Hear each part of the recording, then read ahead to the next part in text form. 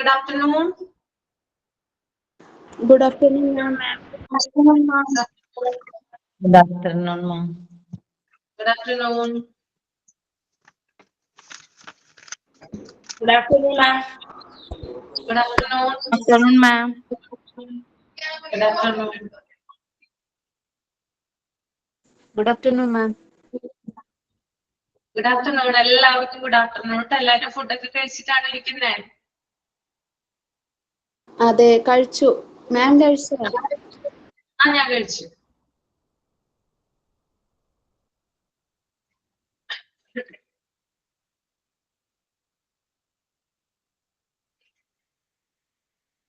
Okay, അപ്പൊ നമുക്ക് start ചെയ്യാം. കഴിഞ്ഞ ക്ലാസ്സിലെ മോക്ക് ടെസ്റ്റ് ഒക്കെ എല്ലാവരും അറ്റൻഡ് ചെയ്തോ? മോക്ക് ടെസ്റ്റ് ചെയ്തു? ഈസിയാണ്. എന്താണ് ചെയ്തു? ഈസിയാണ് അല്ലേ? ഓക്കെ.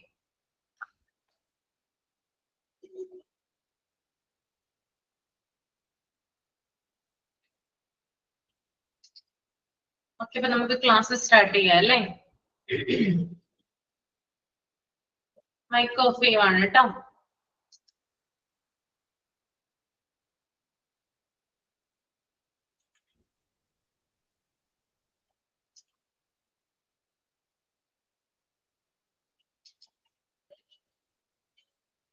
ആദ്യം ജസ്റ്റ് നമ്മള് കഴിഞ്ഞ ക്ലാസ്സില് ഏതായിരുന്നു പറഞ്ഞു നിർത്തിയത്? Full area of OPD full കഴിഞ്ഞായിരുന്നോ?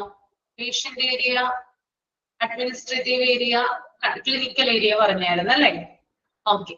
ഇനി അടുത്തത് flow pattern of clients in OPD ആണ്. ഓക്കെ, ജസ്റ്റ് അതൊന്ന് നിങ്ങൾ നോക്കി ഒബ്സർവ് ചെയ്തേ. ഫ്ലോ പാറ്റേൺ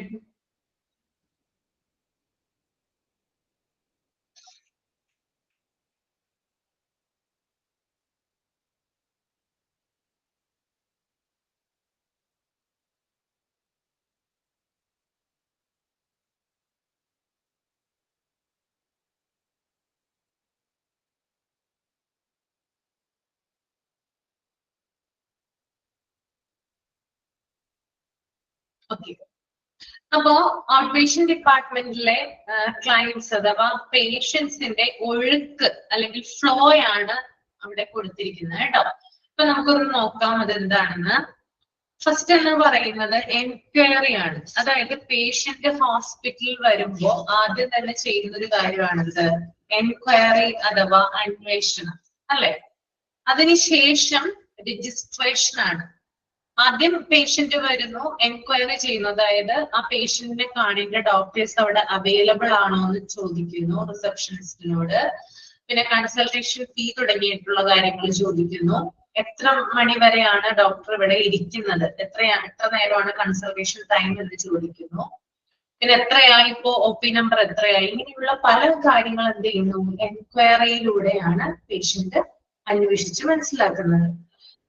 അതിനുശേഷം അവൈലബിൾ ആയിട്ടുള്ള, അതായത് ആ പേഷ്യന്റിന് സ്യൂട്ടബിൾ ആയിട്ടുള്ള ഡോക്ടേഴ്സ് അവിടെ ഉണ്ടെങ്കിൽ ഉടനെ തന്നെ, അതായത് ടൈമും അതേപോലെ തന്നെ മറ്റു കാര്യങ്ങളൊക്കെ ഓക്കെ ആണെങ്കിൽ എന്ത് ചെയ്യുന്നു പേഷ്യന്റ് രജിസ്ട്രേഷൻ നടത്തുന്നു. രജിസ്ട്രേഷൻ എന്ന് പറയുമ്പോൾ നമുക്കറിയാം, അതായത് പേഷ്യന്റിന്റെ പേര്, ഏജ്, മറ്റു ഡീറ്റെയിൽസ്, അഡ്രസ്, ഫോൺ നമ്പർ, ഇതൊക്കെ വെച്ചിട്ട് എന്ത് ചെയ്യും രജിസ്ട്രേഷൻ നടത്തും.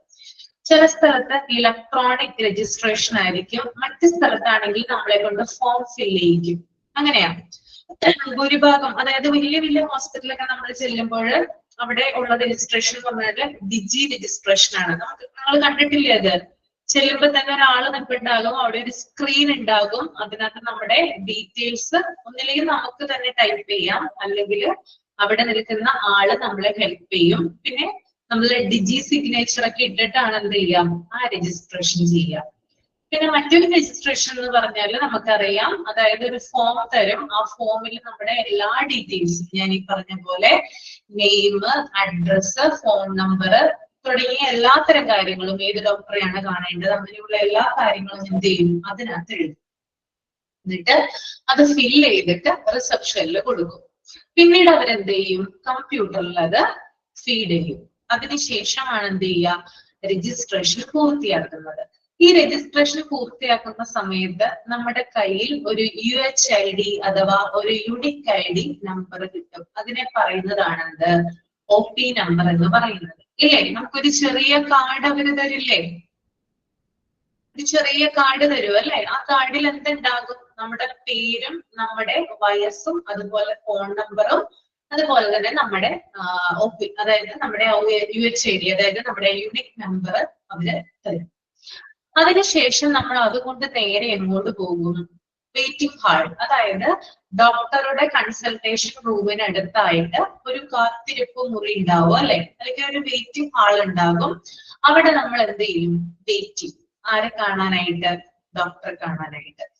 വെയിറ്റ് ചെയ്തതിന് ശേഷം ഒന്നെങ്കിൽ അവിടെ നമുക്കറിയാം സ്ക്രീനിങ് പോലുള്ള ഫെസിലിറ്റീസ് ഉണ്ടാവും. അതായത് ഇലക്ട്രോണിക് മെഷീൻ, അതായത് ഇലക്ട്രോണിക് സ്ക്രീനിങ്, നമ്മുടെ നമ്പർ, അതായത് നമ്മൾക്ക് എത്രയാണ് നമ്പർ കിട്ടിയിരിക്കുന്നത് ആ നമ്പർ സ്ക്രീനിൽ തെളിയും. അപ്പൊ നമ്മൾ ഡോക്ടറിന്റെ റൂമിനകത്തേക്ക് പോയാൽ മതി. അല്ലെങ്കിൽ ഡോക്ടറിന്റെ ഒരു ഹെൽപ്പ്, അതായത് ഡോക്ടറെ ഹെൽപ്പ് ചെയ്യാനായിട്ട് ആളുകൾ അവിടെ ഉണ്ടാകും. അവര് വന്ന് നമ്മുടെ നമ്പർ, നമ്മുടെ പേര് വിളിക്കും. അപ്പൊ അതിനനുസരിച്ച് എന്ത് ചെയ്താൽ മതി? നമുക്ക് കൺസൾട്ടേഷൻ റൂമില് കയറി ചെന്നാൽ മതി അല്ലെ? ഇത്രയും കാര്യങ്ങൾ നിങ്ങൾ മനസ്സിലോർത്തോ? ഇപ്പോ ഇമാജിനേഷൻ വന്നോ? പറഞ്ഞ കാര്യങ്ങള് നിങ്ങൾ ഓരോരുത്തരും പോയിട്ടുള്ളതാണ്. അതുകൊണ്ട് തന്നെ എല്ലാവർക്കും അറിയാൻ പറ്റുന്ന ഒരു കാര്യമാണ് ഞാൻ പറഞ്ഞത് കേട്ടോ. കൺസൾട്ടേഷൻ റൂമിൽ ചെല്ലുന്ന രോഗി പിന്നീട് എന്ത് ചെയ്യുന്നു? പേഷ്യന്റ് ഡോക്ടറോട് വിവരങ്ങൾ പറയുന്നു. അതായത് എന്താണ് പ്രശ്നം, അല്ലെങ്കിൽ ഹെൽത്ത് ഇഷ്യൂ എന്താണ്, അതായത് ഇതിന്റെ സിംറ്റംസ് എന്താണ്, ഇങ്ങനെയുള്ള കാര്യങ്ങളൊക്കെ പറയും. അങ്ങനെ പറയുമ്പോൾ ഡോക്ടർ എന്ത് ചെയ്യും? ചിലപ്പോ സിംറ്റംസ് വെച്ചിട്ട് എന്ത് ചെയ്യും? ഡോക്ടേഴ്സ് അതിനനുസരിച്ചുള്ള മരുന്നുകൾ എഴുതും. ഇനി സിംറ്റംസ് വെച്ചിട്ട് ഡോക്ടേഴ്സിനെ ഐഡന്റിഫൈ ചെയ്യാൻ സാധിച്ചില്ലെങ്കിൽ നേരെ എങ്ങോട്ട് പോകും? ബ്ലഡ് ടെസ്റ്റിനെ ആയിട്ടോ അല്ലെങ്കിൽ എക്സ്റേക്കായിട്ടോ അല്ലെങ്കിൽ സ്കാൻ ആയിട്ടോ പോകും. ഓക്കെ, അതിനെയാണ് ഇൻവെസ്റ്റിഗേഷൻ ഫെസിലിറ്റീസ് എന്ന് പറയുന്നത്. അതായത് പേഷ്യന്റ് ഡോക്ടറുടെ റൂമിൽ ചെല്ലുന്നു, സിംറ്റംസ് വെച്ചിട്ട് എന്താണ് രോഗം എന്ന് ഡോക്ടർക്ക് ഐഡന്റിഫൈ ചെയ്യാൻ പറ്റാത്തൊരു സമയത്ത് ഡോക്ടർ എന്ത് ചെയ്യുന്നു? പേഷ്യന്റിനെ ഇൻവെസ്റ്റിഗേഷൻ ഫെസിലിറ്റീസിനായിട്ട് പുറത്തേക്ക് വിടുന്നു. ഇൻവെസ്റ്റിഗേഷൻ ഫെസിലിറ്റീസ് എന്ന് പറയുന്നത് ബ്ലഡ് ടെസ്റ്റ്, അതുപോലെ എക്സ്റേ, പിന്നെ സ്കാൻ, ഇങ്ങനെയുള്ള കാര്യങ്ങളൊക്കെ വരുന്നതാണ് ഇൻവെസ്റ്റിഗേഷൻ ഫെസിലിറ്റീസ് എന്ന് പറയുന്നത്. ഈ ഇൻവെസ്റ്റിഗേഷൻ ഫെസിലിറ്റീസ്, അതായത് ഒരു രോഗിക്ക് ബ്ലഡ് ടെസ്റ്റ് ചെയ്യാനായിട്ട് പറയാണ്. ബ്ലഡ് ടെസ്റ്റ് ചെയ്യാനായിട്ട് രോഗിയെ വിടുമ്പോൾ ആ ഒരു സമയത്ത് ഡോക്ടർ എന്ത് ചെയ്യുന്നില്ല? രോഗിക്ക് മരുന്നുകളോ കാര്യങ്ങളോ ഒന്നും തന്നെ കൊടുക്കുന്നില്ല. പോയിട്ട് വരൂ എന്നാണ് പറയുന്നത്. അതായത് ബ്ലഡ് ടെസ്റ്റ് ചെയ്തിട്ട് അതിന്റെ റിസൾട്ടുമായിട്ട് വരൂ എന്നാണ് ഡോക്ടർ പറയുന്നത്. അപ്പോ ഈ രോഗി ബ്ലഡ് ടെസ്റ്റ് ചെയ്തതിന് ശേഷം അതിന്റെ റിസൾട്ടുമായിട്ട് പിന്നീട് എന്ത് ചെയ്യുന്നു? ഡോക്ടറുടെ റൂമിലോട്ട് പോകുന്നു. ഇപ്പൊ ഇങ്ങനെയൊന്നും അല്ല കേട്ടോ, വ്യത്യാസങ്ങളുണ്ട്. റിസൾട്ട് രോഗിയുടെ കയ്യിൽ ചിലപ്പോൾ ലഭിച്ചെന്ന് വരില്ല. കാരണം ഇലക്ട്രോണിക് ഹെൽത്ത് റെക്കോർഡുകൾ ഉണ്ട്. അതിലൂടെ, അതായത് ഡോക്ടറിന്റെ സ്ക്രീനിന് മുന്നിൽ അല്ലെങ്കിൽ കമ്പ്യൂട്ടറിന് മുന്നിൽ ആരുടെ റിസൾട്ട് വരും? പേഷ്യന്റ് റിസൾട്ട് വരും അല്ലെ? മുമ്പത്തെ പോലെ നമ്മൾ കൊണ്ടുപോകണോ? പ്രിന്റ് എടുത്ത് കൊണ്ടുപോകേണ്ട ആവശ്യമുണ്ടോ? ഇല്ല. ആണോ? കൊണ്ടുപോകണോ? വേണ്ട. ഡോക്ടർക്ക് അദ്ദേഹത്തിന്റെ ചെയറിൽ ഇരുന്ന് അദ്ദേഹത്തിന്റെ കമ്പ്യൂട്ടറിന് മുന്നിൽ ഇരുന്ന് കാണാനായിട്ട് സാധിക്കും എന്താണ് അദ്ദേഹത്തിന്റെ ബ്ലഡ് ടെസ്റ്റിന്റെ റിസൾട്ട്. ഓക്കെ, അങ്ങനെ ഈ ടെസ്റ്റിന്റെ റിസൾട്ട് ഡോക്ടർ കാണുന്നു. അതിനുശേഷമാണ് എന്ത് ചെയ്യുന്നത്? മരുന്നുകൾ എഴുതുന്നത്. ഓക്കെ, ദെൻ മരുന്നുകൾ എഴുതി കഴിഞ്ഞതിന് ശേഷം രോഗി എന്ത് ചെയ്യുന്നു? നേരെ ഫാർമസിയിലേക്ക് പോകുന്നു. ദെൻ ഫാർമസിയിൽ നിന്ന് മരുന്ന് മേടിച്ചിട്ട് എന്ത് ചെയ്യുന്നു? എക്സിറ്റ് ആകുന്നു. രോഗി പുറത്തേക്ക് അഥവാ വീട്ടിലേക്ക് തിരിച്ചു പോവുകയാണ് ചെയ്യുന്നത്. അപ്പൊ ഇങ്ങനെ ഈ ഒരു ഫ്ലോ പാറ്റേൺ ആണ് എവിടെ ഉള്ളത്? നമ്മുടെ OPD കാണാനായിട്ട് സാധിക്കും. ക്ലിയർ ആണോ? ഓക്കെ ആണോ? അപ്പൊ ഒന്നും കൂടി പറയാം. ആദ്യം എൻക്വയറി ചെല്ലുന്നു, പിന്നീട് രജിസ്ട്രേഷൻ ചെയ്യുന്നു, വെയിറ്റിംഗ് ഹാളിൽ ഇരിക്കുന്നു, കൺസൾട്ടേഷൻ റൂമിൽ ഡോക്ടറെ കാണുന്നു, ദെൻ ഇൻവെസ്റ്റിഗേഷൻ ഫെസിലിറ്റീസിന് അയക്കുന്നു, ഫാർമസിയിൽ പോകുന്നു, എക്സിറ്റ് ആവുന്നു. ഓക്കെ, ക്ലിയർ ആണെന്ന് വിചാരിക്കുന്നു. ഇനി നമുക്ക് അടുത്തത് എക്യുപ്മെന്റുകൾ കേട്ടോ. അതൊന്ന് നിങ്ങൾ ജസ്റ്റ് ഒന്ന് നോക്കിക്കോളൂ, റീഡ് ചെയ്തോളൂ. അതിനുശേഷം ഒന്ന് തമ്പ് ചെയ്യുക. റീഡ് ചെയ്തതിനു ശേഷം ഒന്ന് തമ്പ് ചെയ്യുക കേട്ടോ.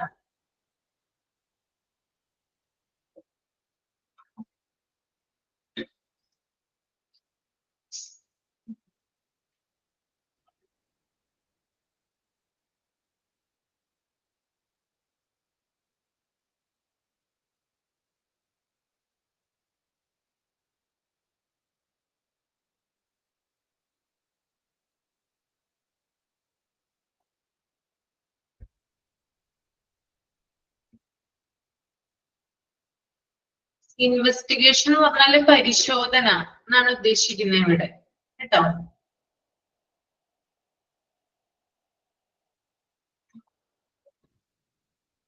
ഓക്കെ, അപ്പൊ നമുക്ക് ഇനി പലതരത്തിലുള്ള എക്യുപ്മെന്റുകളെ പരിചയപ്പെടാം. എക്യുപ്മെന്റ് എന്ന് പറഞ്ഞാൽ നിങ്ങൾക്ക് അറിയാം ഉപകരണങ്ങളാണ്.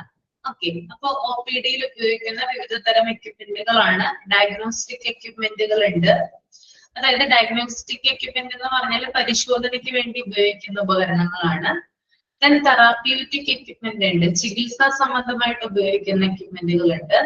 ദെൻ മോണിറ്ററിംഗ് എക്യുപ്മെന്റ് ഉണ്ട്, അതായത് നമുക്ക് നേരിട്ട് കാണാൻ തക്ക രീതിയിലുള്ള എക്യുപ്മെന്റുകൾ ഉണ്ട്. ദെൻ ഇൻസ്ട്രുമെന്റ്സ് എന്ന് പറഞ്ഞാൽ പലതരത്തിലുള്ള ഉപകരണങ്ങൾ, ഹോസ്പിറ്റലിൽ ഓപ്പറേഷൻ ഡിപ്പാർട്ട്മെന്റിൽ ഉപയോഗിക്കുന്ന ഉപകരണങ്ങൾ.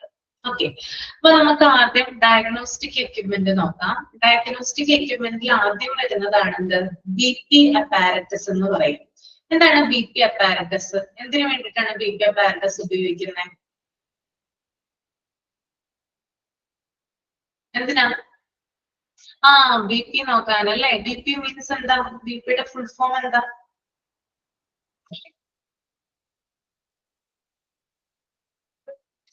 Blood pressure. Check blood pressure അല്ലേ. Okay, it is the instrument used to measure a person's blood pressure. അതായത് ഒരാളുടെ ബ്ലഡ് പ്രഷർ അഥവാ രക്തസമ്മർദ്ദം അളക്കുന്നതിന് വേണ്ടിയിട്ട് ഉപയോഗിക്കുന്ന ഉപകരണമാണിത് BP അപ്പാരറ്റസ് എന്ന് പറയുന്നത്. ഓക്കെ, അപ്പൊ ഡിജിറ്റലൈസ്ഡ് ആയിട്ടുള്ള BP അപ്പാരറ്റസ് ഉണ്ട്. അതുപോലെ നമ്മൾ പണ്ടത്തെ രീതിയിൽ നമ്മൾ ഇപ്പോൾ ഉപയോഗിക്കുന്ന സിഗ്മോ മാനോമീറ്റർ ഉണ്ട്. ഇതൊക്കെ എന്താണ്? BP അപ്പാരറ്റസ് ആണ്. ഓക്കെ, എല്ലാവരുടെയും BP ഒക്കെ നോക്കാറില്ലേ? ചെന്ന് കഴിയുമ്പോൾ ആദ്യം തന്നെ നോക്കുന്നത് എന്താ? BP അല്ലേ? ആണോ? BP ആണോ ആദ്യം നോക്കുന്നേ? യെസ്. അപ്പൊ എന്താണ്? It is the instrument used to measure a person blood pressure. ഒരു വ്യക്തിയുടെ രക്തസമ്മർദ്ദം അളക്കുന്നതിന് വേണ്ടി ഉപയോഗിക്കുന്ന ഉപകരണമാണിത് BP അപ്പാരറ്റസ് എന്ന് പറയുന്നത്. രക്തസമ്മർദ്ദം എന്ന് പറയുന്നത് ബ്ലഡ് പ്രഷർ ആണ് കേട്ടോ. ഓക്കെ, നെക്സ്റ്റ് വൺ എന്ന് പറയുന്നത് ഡയഗ്നോസ്റ്റിക് എക്യുപ്മെന്റിൽ തന്നെ വരുന്നതാണ് എൻഡോസ്കോപ്പ്. എൻഡോസ്കോപ്പ് എന്താ? എൻഡോസ്കോപ്പി ചെയ്തിട്ടുണ്ടോ ഇവിടെ ആരെങ്കിലും? ആരും ചെയ്തിട്ടില്ല എൻഡോസ്കോപ്പി? ചെയ്തിട്ടുള്ളവരാരുമില്ല? ആരുമില്ല. നന്നായിരിക്കട്ടെ, ചെയ്യാൻ ഇടവരുത്താതിരിക്കട്ടെ. ചെയ്തിട്ടുണ്ട് ഒരാളെന്താ ചെയ്തിട്ടുണ്ട്? ഡെയ്സി ചെയ്തിട്ടുണ്ടല്ലേ? മോൾക്ക് ചെയ്തിട്ടുണ്ട്. ഓക്കെ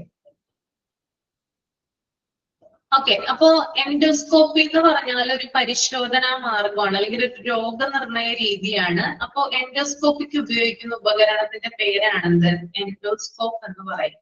ഓക്കെ, എൻഡോസ്കോപ്പി എന്ന് പറയുന്നത് ഒരു രോഗനിർണയ പരിശോധനയാണ്. അതിന് ഉപയോഗിക്കുന്ന ഉപകരണത്തിന്റെ പേരാണെന്ത്?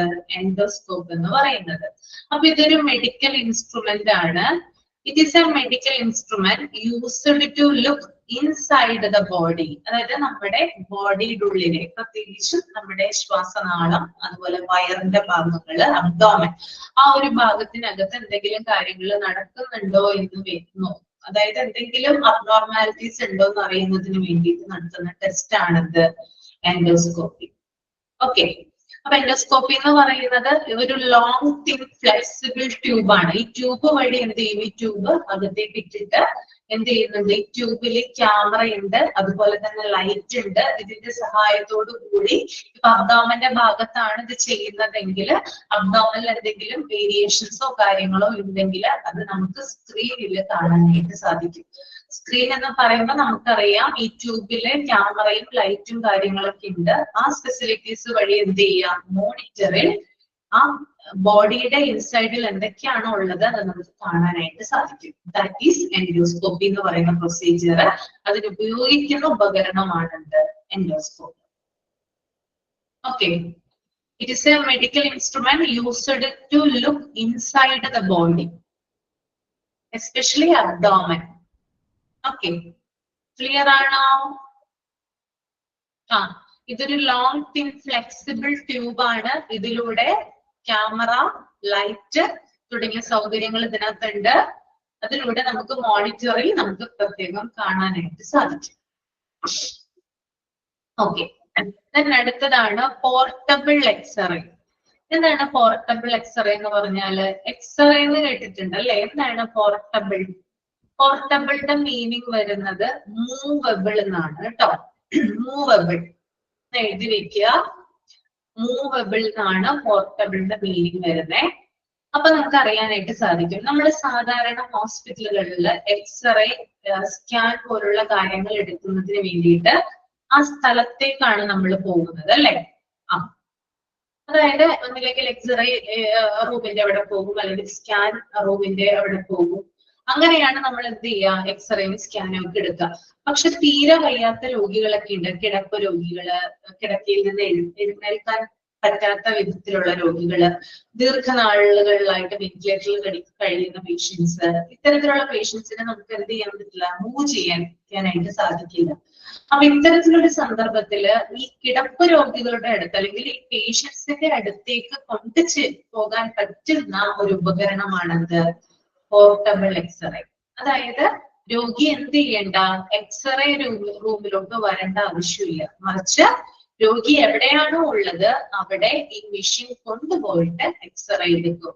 That means portable x-ray. Okay, clear ആണോ?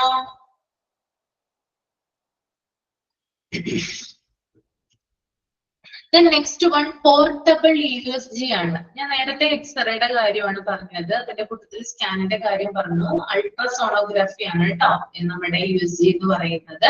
അപ്പൊ നമ്മുടെ ഈ ഒരു USG ഒക്കെ എടുക്കുന്നതിന് വേണ്ടിയിട്ട്, സ്കാൻ പോലുള്ള കാര്യങ്ങൾ ചെയ്യുന്നതിന് വേണ്ടിയിട്ട് രോഗിക്ക് എന്ത് ചെയ്യേണ്ട? സ്കാനിങ് റൂമിലോട്ട് വരേണ്ട ആവശ്യമില്ല, മറിച്ച് ഈ പോർട്ടബിൾ USG എക്യുപ്മെന്റ് രോഗിയുടെ അടുത്ത് കൊണ്ടു ചെന്ന് കഴിഞ്ഞാൽ ഈസി ആയിട്ട് എന്ത് ചെയ്യാം? സ്കാൻ എടുക്കാനായിട്ട് സാധിക്കും. ഓക്കെ, അത്രേ ഉള്ളൂ കേട്ടോ. നെക്സ്റ്റ് വൺ എന്ന് പറയുന്നത് എക്കോയാണ്. എക്കോ എടുത്തിട്ടുണ്ടോ? എക്കോ എടുത്തിട്ടുണ്ടോ?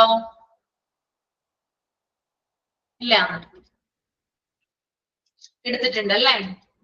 എന്തിന്റെ വേരിയേഷൻ അറിയുന്നതിന് വേണ്ടിയിട്ടാ?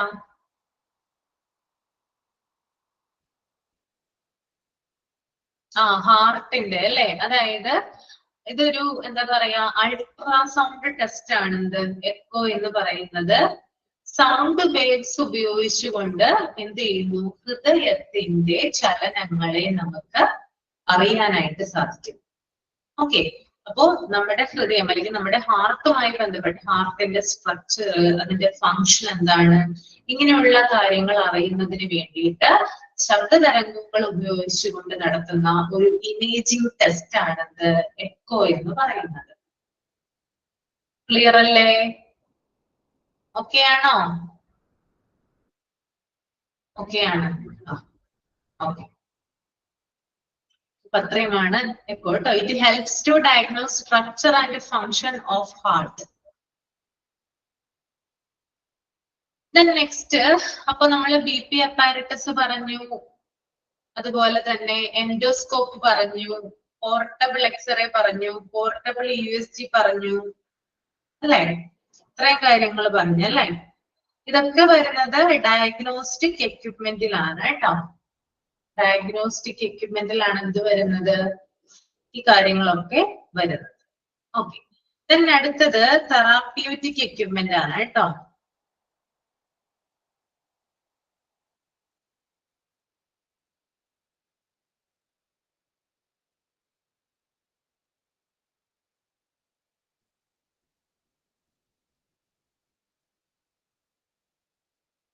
തെറാപ്യൂട്ടിക് എന്ന് പറഞ്ഞാൽ ചികിത്സാ സംബന്ധമായിട്ടുള്ള ഉപകരണങ്ങൾ. അതിനകത്ത് ആദ്യം വരുന്നതാണ് നെബുലൈസർ എന്ന് പറയുന്നത്. നെബുലൈസർ ആരെങ്കിലും ജീവിതത്തിൽ ഒരു തവണയെങ്കിലും എക്സ്പീരിയൻസ് ചെയ്തിട്ടുണ്ടാവും. നെബുലൈസർ എന്താ? നെബുലൈസർ കണ്ടിട്ടുണ്ടോ? എക്കോ എന്ന് പറയുന്നത് എക്കോ കാർഡിയോഗ്രാഫി എന്നാണ് കേട്ടോ മീനിങ്. Echo cardiography. നെബുലൈസറിൽ എന്താ ചെയ്യുന്നേ? അതായത് നമുക്ക് കലശലായിട്ടുള്ള അല്ലെങ്കിൽ ഭയങ്കരമായിട്ടുള്ള ശ്വാസം മുട്ട് പോലുള്ള കാര്യങ്ങളൊക്കെ, ചുമ, അതുപോലെ ബ്രെത്ത് ചെയ്യാനായിട്ട് ബുദ്ധിമുട്ട്, ഇങ്ങനെയുള്ള കാര്യങ്ങളൊക്കെ വരുമ്പോഴാണ്, കോൾഡ് വരുമ്പോൾ അല്ലെ, അങ്ങനെയുള്ള കാര്യങ്ങളൊക്കെ വരുമ്പോൾ എന്ത് ചെയ്യും? നെബുലൈസ് ചെയ്യിപ്പിക്കാറുണ്ട് അല്ലെ ഹോസ്പിറ്റലുകളിൽ. അപ്പൊ നെബുലൈസർ എന്ന് പറയുന്നത് അതായത് ലിക്വിഡ് ഫോമിലുള്ള മരുന്നിനെ എയർസോൾ ആക്കി നമ്മുടെ ലെൻസിലേക്ക് എത്തിക്കുന്നതിന് വേണ്ടിയിട്ട് ഉപയോഗിക്കുന്ന ഉപകരണമാണ് എന്ത് നെബുലൈസർ എന്ന് പറയുന്നത്. നിങ്ങൾക്കറിയാം നെബുലൈസർ ഉപയോഗിക്കുന്നതിന് മുമ്പായിട്ട് ആ നെബുലൈസറിന്റെ ട്യൂബിൽ എന്ത് ചെയ്യും, ഒരു ലിക്വിഡ് ഫോമിലുള്ള ഒരു മരുന്ന് ഒഴിക്കും. കണ്ടിട്ടുണ്ടോ? കണ്ടിട്ടുണ്ട്. എന്നിട്ട് എന്ത് ചെയ്യും, അത് അടച്ചു വെച്ചിട്ട് സ്വിച്ച് ഓൺ ചെയ്തിട്ട് നമ്മൾ ആ മാസ്ക് നെബുലൈസർ മാസ്ക് നമ്മൾ വായിൽ വെക്കുമ്പോൾ ഒരു പുക അതിൻ്റെ ഉള്ളില് മിന്നി മറയുന്നത് കാണാനായിട്ട് സാധിക്കും അല്ലെ. അപ്പോ ലിക്വിഡ് രൂപത്തിലുള്ള മരുന്നിനെ എയർസോൾ ആക്കിക്കൊണ്ട് ശ്വാസകോശത്തിലേക്ക് നേരിട്ട് എത്തിക്കാൻ ഉപയോഗിക്കുന്ന ഉപകരണമാണത് നെബുലൈസർ എന്ന് പറയുന്നത്. ഓക്കെ, ക്ലിയർ ആണോ?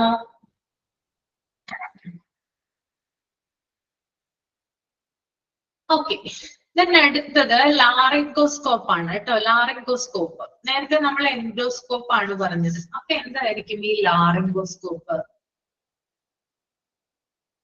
എന്തായിരിക്കും ലാറിംഗോസ്കോപ്പ്?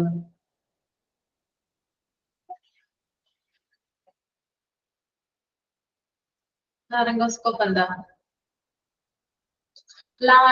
ലാറിംഗോസ്കോപ്പ് എന്ന് പറയുന്നത് ഉപകരണത്തിന്റെ പേരാണ്. അതിന്റെ പ്രക്രിയ അല്ലെങ്കിൽ അതിന്റെ ഒരു പ്രോസസ്സിനെ പറയുന്നതാണ്, അതിന്റെ പരിശോധന മാർഗത്തിനെ പറയുന്ന പേരാണ് ലാറിംഗോസ്കോപ്പി. ഓക്കെ, നമ്മൾ നേരത്തെ എൻഡോസ്കോപ്പി പറഞ്ഞതുപോലെ തന്നെ എൻഡോസ്കോപ്പി എന്ന് പറയുന്നത് ഒരു പ്രൊസീജിയർ ആണ്. അത് ചെയ്യാൻ ഉപയോഗിക്കുന്ന ഉപകരണം എൻഡോസ്കോപ്പ് ആണ്. അതുപോലെ തന്നെ സിമിലർ ആണെന്ത് ലാറിംഗോസ്കോപ്പ് എന്ന് പറയുന്നത്. ലാറിംഗോസ്കോപ്പ് എന്ന് പറയുന്നത് ഒരു ഉപകരണമാണ്. അത് ചെയ്യുന്ന പ്രൊസീജിയർ ആണെന്ത് ലാറിംഗോസ്കോപ്പി. അതായത് നമ്മുടെ വായുടെ അറ്റത്തേക്ക്, അതായത് നമ്മള് വാ തുറന്നു കഴിഞ്ഞാൽ നമ്മുടെ വായിൽ ഒരു സ്പ്രേ അടിക്കും. ഈ സ്പ്രേ അടിക്കുമ്പോൾ അത് എൻഡോസ്കോപ്പിക്ക് ഉണ്ട് കേട്ടോ. സ്പ്രേ അടിച്ചു കഴിയുമ്പോൾ നമ്മുടെ ഈ ഒരു അതായത് വായു തുടങ്ങി തൊണ്ടയുടെ ഈ ഒരു ഭാഗം എന്തായിരിക്കും, മരവിക്കും. അതിനുശേഷം എന്ത് ചെയ്യും, ഒരു ട്യൂബ് നമ്മുടെ ആ തൊണ്ടയുടെ ഉള്ളിലോട്ട് കടത്തി എന്ത് ചെയ്യും, പരിശോധിക്കും. അപ്പൊ ഈ തൊണ്ടയുടെ ഭാഗം, നമ്മുടെ ത്രോട്ടിന്റെ ഭാഗം പരിശോധിക്കുന്നതിന് വേണ്ടിയിട്ട് ചെയ്യുന്നതാണ് ലാറിംഗോസ്കോപ്പി എന്ന് പറയുന്നത്. ഓക്കെ, നമ്മുടെ അതായത് ഈ നമ്മുടെ ത്രോട്ടില് അതായത് പ്രത്യേകിച്ചും ലാറിങ്സ് നമ്മൾ സംസാരിക്കുന്നതുണ്ടല്ലോ, വോയിസ് ബോക്സ്, അതുപോലെ തന്നെ വോക്കൽ കോഡ്, ഇതൊക്കെ അറിയുന്നതിന് വേണ്ടിയിട്ടാണ്. അതായത് അതിന്റെ ഫങ്ഷൻസ്, അതായത് എന്തെങ്കിലും നൊഡ്യൂളോ കാര്യങ്ങളോ നമ്മുടെ വോക്കൽ കോഡിലുണ്ടോ, അല്ലെങ്കിൽ വോയിസ് ബോക്സിന് എന്തെങ്കിലും തകരാറ് സംഭവിച്ചിട്ടുണ്ടോ, ഇങ്ങനെയുള്ള കാര്യങ്ങൾ അറിയുന്നതിന് വേണ്ടിയിട്ടാണ് ലാറിംഗോസ്കോപ്പി എന്ന് പറയുന്ന പ്രൊസീജിയർ ചെയ്യുന്നത്. അത് ചെയ്യാൻ ഉപയോഗിക്കുന്ന ഉപകരണമാണത് ലാറിംഗോസ്കോപ്പി. ക്ലിയർ ആണോ? അപ്പൊ നമുക്ക് എന്ത് ചെയ്യാം, നമ്മുടെ ത്രോട്ടിന്റെ അകത്തെ കാര്യങ്ങൾ എവിടെ കാണാനായിട്ട് സാധിക്കും, സ്ക്രീനിൽ കാണാനായിട്ട് പറ്റും. ആരെങ്കിലും ചെയ്തിട്ടുണ്ടോ ലാറിംഗോസ്കോപ്പി? ലാറിംഗോസ്കോപ്പി ചെയ്തിട്ടുണ്ടോ? ഇല്ല, ഞാൻ ചെയ്തിട്ടുണ്ട് കേട്ടോ. എനിക്ക് എക്സ്പീരിയൻസ് ഉണ്ട്, അതാണ് ഞാൻ ഇത്ര കോൺഫിഡന്റ് ആയിട്ട് പറയുന്നത്. ആദ്യം നമ്മുടെ വായ തുറന്നിട്ട് ഒരു സ്പ്രേ അടിക്കും. അപ്പൊ ആ ഭാഗം നമുക്ക്, അതായത് ത്രോട്ടിന്റെയും അതുപോലെ തന്നെ വായുടെ ഭാഗങ്ങളൊക്കെ മരവിക്കും. എന്നിട്ടാണ് എന്ത് ചെയ്യുന്നത്, ഈ ട്യൂബ് ഉള്ളിലേക്ക് ഇടുന്നത്. എന്നിട്ട് എന്ത് ചെയ്യും, ഈ ട്യൂബ് വഴി നമുക്ക് മോണിറ്ററിൽ, അതായത് നമ്മുടെ ത്രോട്ടിന്റെ, അതായത് വോയിസ് ബോക്സ് കാണാൻ പറ്റും, വോക്കൽ കോഡ് കാണാൻ പറ്റും, നൊഡ്യൂളുകൾ ഉണ്ടെങ്കിൽ അതിന് കാണാൻ പറ്റും. അങ്ങനെയുള്ള ധാരാളം കാര്യങ്ങൾ ഈ ഒരു ലാറിംഗോസ്കോപ്പി എന്ന് പറയുന്ന പ്രൊസീജിയറിലൂടെ കാണാനായിട്ട് സാധിക്കും. എല്ലാവർക്കും ഓക്കെ അല്ലേ? പറഞ്ഞത് ക്ലിയർ ആണോ? ഹരിത സംസാരിക്കുമ്പോ ക്ലാസ് എടുക്കുന്ന സമയത്ത് ക്ലാസ്സിൽ ശ്രദ്ധിക്കുന്നില്ലേ?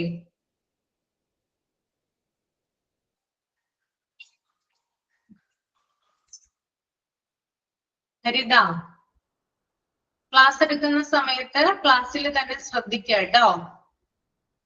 ഹരിതയോടാണ് ചോദിച്ചത്.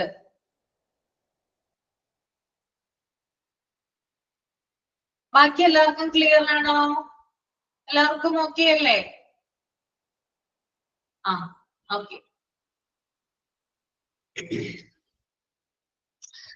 അടുത്തതാണ് ബ്രോങ്കോസ്കോപ്പ് എന്ന് പറയുന്നത് കേട്ടോ. ബ്രോങ്കോസ്കോപ്പ് എന്താണ്? അതായത് നമ്മുടെ ശ്വാസനാളം അല്ലെങ്കിൽ നമ്മുടെ ലങ്സ്, അതായത് നമ്മുടെ എന്താണ് ഈ ഒരു ഭാഗം നമ്മുടെ ലങ്സിലേക്ക് പോകുന്ന ട്രക്കിയ, പിന്നെ ബ്രോങ്കസ്, അതായത് നമ്മുടെ ലങ്സിന്റെ ചുറ്റുമുള്ള കാര്യങ്ങൾ അറിയുന്നതിന് വേണ്ടിയിട്ട് പരിശോധിക്കുന്ന ഒരു പരിശോധനാ മാർഗമാണെന്ത് ബ്രോങ്കോസ്കോപ്പി എന്ന് പറയുന്നത്. ഓക്കെ, നമ്മുടെ ലങ്സിന്റെ ചുറ്റുവട്ടത്ത് അല്ലെങ്കിൽ നമ്മുടെ ലങ്സുമായിട്ട് കണക്ട് ആകുന്ന ഭാഗത്തെ കാര്യങ്ങളൊക്കെ അറിയുന്നതിന് വേണ്ടിയിട്ട് ഉപയോഗിക്കുന്ന ഒരു പ്രൊസീജിയർ ആണിത് ബ്രോങ്കോസ്കോപ്പി. അതിനുപയോഗിക്കുന്ന ഉപകരണമാണെന്ത് ബ്രോങ്കോസ്കോപ്പ് എന്ന് പറയുന്നത്. ക്ലിയർ ആണോ? ഓക്കെ. ദെൻ നെക്സ്റ്റ് വൺ എന്ന് പറയുന്നത് മോണിറ്ററിംഗ് എക്യുപ്മെന്റ് ആണ് കേട്ടോ. മോണിറ്ററിംഗ് എക്യുപ്മെന്റിൽ ആദ്യം വരുന്നത് പൾസ് ഓക്സിമീറ്റർ ആണ്. പൾസ് ഓക്സിമീറ്റർ എന്ന് പറഞ്ഞാൽ നിങ്ങൾക്ക് അറിയാം, നമ്മൾ കൊറോണയുടെ ഒക്കെ സമയത്ത് ഏറ്റവും കൂടുതൽ ഉപയോഗിച്ചിരുന്ന ഒരു എക്യുപ്മെന്റ് ആണ് പൾസ് ഓക്സിമീറ്റർ അല്ലെ. പൾസ് ഓക്സിമീറ്റർ എന്തിനു വേണ്ടിയിട്ടാണ് യൂസ് ചെയ്യുന്നത്? ഓക്സിജൻ ലെവൽ അറിയുന്നതിന് വേണ്ടിയിട്ടല്ലേ? ആണോ? എന്തിനു വേണ്ടിയിട്ടാണ് പൾസ് ഓക്സിമീറ്റർ ഉപയോഗിക്കുന്നത്? നമ്മുടെ ഓക്സിജൻ ലെവൽ അറിയുന്നതിന് വേണ്ടിയിട്ടാണ് അല്ലെ. അതായത് കൊറോണയൊക്കെ വരുന്ന സമയത്ത് നിങ്ങൾക്ക് അറിയാമെന്ന് തോന്നുന്നു, പനിയൊക്കെ, അതായത് കൊറോണ ഡയഗ്നോസ് ചെയ്ത വ്യക്തിക്ക് ഈ സാധനം കൊടുക്കുമായിരുന്നു, ഈ ഒരു ഉപകരണം കൊടുക്കുമായിരുന്നു. എന്നിട്ട് എല്ലാ ദിവസവും ഇതൊന്ന്, അതായത് നമ്മുടെ കൈത്തണ്ടയിൽ വെച്ചിട്ടാണ് അല്ലെ, നമ്മുടെ ചൂണ്ടുവിരലിന്റെ, അതായത് നമ്മുടെ ഈ ഒരു ഭാഗം, ഈ ഒരു വിരൽ ഉണ്ടല്ലോ നമ്മുടെ, അവിടെ വെച്ചിട്ട് എന്ത് ചെയ്യും, ഫിംഗർ ടിപ്പിൽ ഈ ഒരു ഉപകരണം അറ്റാച്ച് ചെയ്തിട്ട് അപ്പൊ നമുക്ക് അറിയാൻ പറ്റും ഓക്സിജൻ ലെവൽ എത്രയാണെന്ന് അറിയാൻ പറ്റും. ഇന്ന പെർസെന്റേജിൽ കുറവാണെങ്കിൽ എത്രയും പെട്ടെന്ന് മറ്റ് ചികിത്സാ സഹായങ്ങൾ ആരോഗ്യം തേടേണ്ടി വരും. Okay, that is pulse oximeter കേട്ടോ. എന്തിനു വേണ്ടിയിട്ടാണ്? To measure oxygen level. അടുത്തത് കാർഡിയാക് മോണിറ്റർ ആണ്. കാർഡിയാക് മോണിറ്റർ എന്ന് പറഞ്ഞാൽ നമുക്കറിയാം ഹൃദയ സംബന്ധമായിട്ടുള്ള കാര്യങ്ങൾ അറിയുന്നതിന് വേണ്ടിയിട്ട് ഉപയോഗിക്കുന്ന ഉപകരണമാണത് കാർഡിയാക് മോണിറ്റർ എന്ന് പറയുന്നത്. ഓക്കെ, നമ്മുടെ ഹാർട്ട് സംബന്ധമായിട്ടുള്ള കാര്യങ്ങൾ അറിയുന്നതിന് വേണ്ടിയിട്ട് അത് ഒരു മോണിറ്ററിൽ അവിടെ എന്ത് ചെയ്യും, സയൻസും കാര്യങ്ങളൊക്കെ എന്ത് ചെയ്യും, ഹാർട്ടുമായി ബന്ധപ്പെട്ടിട്ടുള്ള വേരിയേഷൻസും കാര്യങ്ങളൊക്കെ നമുക്ക് മോണിറ്ററിലൂടെ കാണാനായിട്ട് സാധിക്കും. ഓക്കെ, അടുത്തത് ECG മെഷീൻ ആണ്. ECG മെഷീൻ എന്താണ്? ECG എന്താ? ECG ഒരാൾക്ക് പോലും എടുത്തിട്ടുണ്ടാവും അല്ലെ, എല്ലാ ആളുകൾക്കും എടുക്കുന്ന ഒരു സാധനമാണ് ECG. എന്തിനു വേണ്ടിയിട്ടാണ് ECG ഉപയോഗിക്കുന്നത്? ECG എന്തിനാ എടുക്കുന്നത്? ഹാർട്ടിന്റെ വേരിയേഷൻ അറിയുന്നതിനാണ് അല്ലെ. ഹാർട്ടിന്റെ വേരിയേഷൻ അറിയുന്നതിന് വേണ്ടിയിട്ടാണ് ECG എടുക്കുന്നത്. അപ്പൊ നമുക്ക് എന്തെങ്കിലും പ്രോബ്ലമോ കാര്യങ്ങളോ ഒക്കെ ഉണ്ടെങ്കിൽ അതിനകത്ത് മനസ്സിലാകും. ഓക്കെ,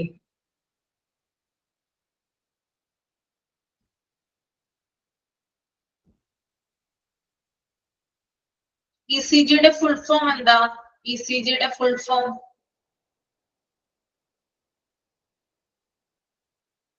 ഇലക്ട്രോകാർഡിയോഗ്രാം അല്ലെ. ഇലക്ട്രോകാർഡിയോഗ്രാം എന്നാണ് ECGയുടെ ഫുൾ ഫോം വരിക. ഓക്കെ,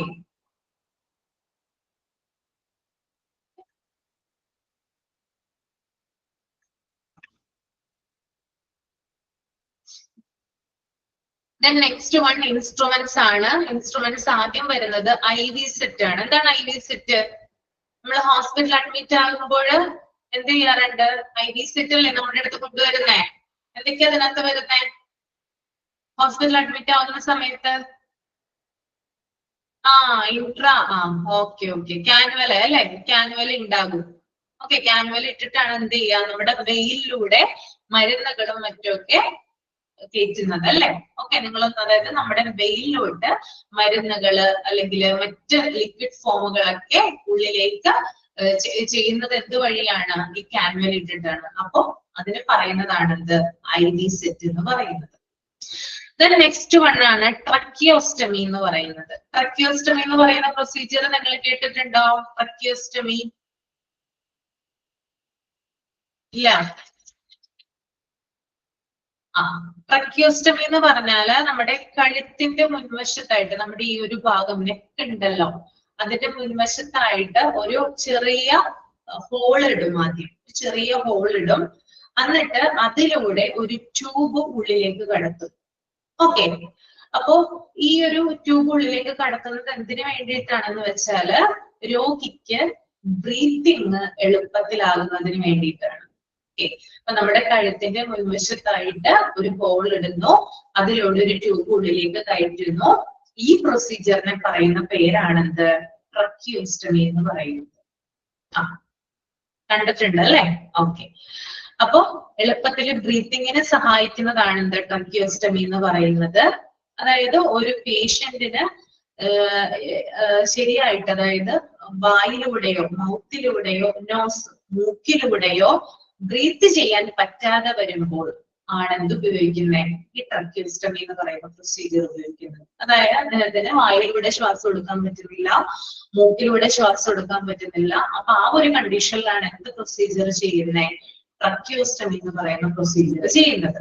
പിന്നെ അതുപോലെ തന്നെ ദീർഘകാലങ്ങളായിട്ട് വെന്റിലേറ്ററിൽ കിടക്കുന്ന പേഷ്യൻസ് ആണെങ്കിൽ എന്ത് ചെയ്യാറുണ്ട്? ഈ ട്രക്കിയോസ്റ്റമി എന്ന് പറയുന്ന പ്രൊസീജിയർ ആണ് ചെയ്യുക. ഓക്കെ, ഇത്രയും കാര്യങ്ങൾ ഓക്കെ അല്ലേ? ഓക്കെ, ഇനി അടുത്ത പേജ് നിങ്ങളൊന്ന് റീഡ് ചെയ്തോളൂ കേട്ടോ. അടുത്ത പേജ് ഫുൾ ആയിട്ടൊന്ന് റീഡ് ചെയ്യുക, അതിനുശേഷം ഞാൻ എക്സ്പ്ലെയിൻ ചെയ്തു തരാം.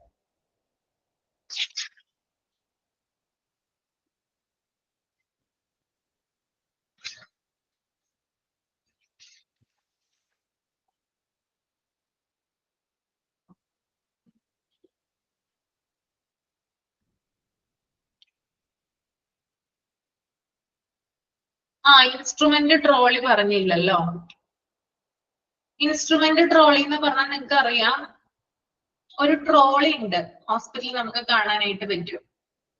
മെഡിസിൻസ് കൊണ്ടുപോകുന്ന ട്രോളി ഉണ്ട്, അതുപോലെ തന്നെ മറ്റ് ആശുപത്രിയിൽ ആവശ്യമായിട്ടുള്ള മറ്റ് ഉപകരണങ്ങളൊക്കെ കൊണ്ടുപോകുന്ന ട്രോളിക്കാണ് എന്ത് പറയുന്നത്? ഇൻസ്ട്രുമെന്റ് ട്രോളി എന്ന് പറയുന്നത്. ഓക്കെ, അപ്പൊ നമ്മള് ഒരു വാർഡിൽ കിടക്കുന്ന സമയത്താണെങ്കിൽ നഴ്സസ് എന്ത് ചെയ്യാറുണ്ട്? നഴ്സുമാർ എന്ത് ചെയ്യും? മരുന്നുകൾ കൊണ്ടുവരാറുണ്ട് അല്ലെ? എന്തിൽ വെച്ചിട്ടാ കൊണ്ടുവരുന്നേ? എന്തിൽ വെച്ചിട്ടാ കൊണ്ടുവരുന്നേ? ട്രോളിയിലല്ലേ? ആണോ? Yes or no? That is instrument trolley. കേട്ടോ?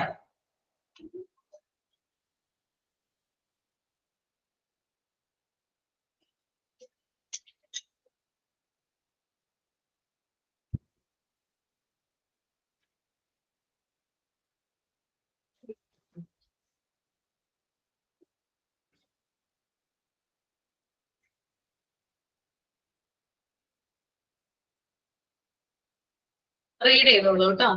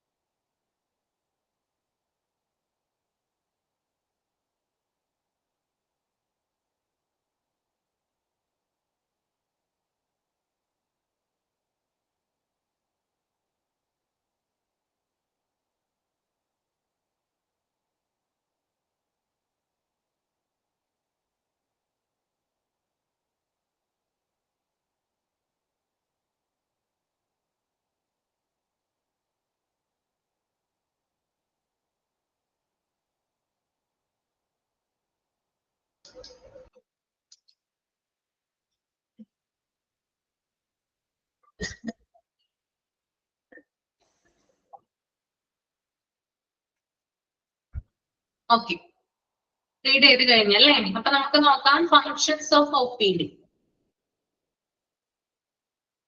ഫസ്റ്റ് പോയിന്റ് ആണ് കേട്ടോ. അപ്പൊ OPDയുടെ പ്രധാനപ്പെട്ട ഫങ്ഷൻസ് എന്തൊക്കെയാണെന്നാണ് താഴെ കൊടുത്തിരിക്കുന്ന പോയിന്റ്സിൽ പറയുന്നത്. First point, early diagnosis, curative, preventive and rehabilitative care on ambulatory basis. അതായത് ആശുപത്രിയിൽ കിടത്തി ചികിത്സിക്കാതെ തന്നെ രോഗിയുടെ രോഗനിർണയം നടത്തുന്നു. ഏർലി ഡയഗ്നോസിസ് എന്നാണ് ഉദ്ദേശിക്കുന്നത്, അതായത് നേരത്തെയുള്ള രോഗനിർണയം നടത്തുന്നു.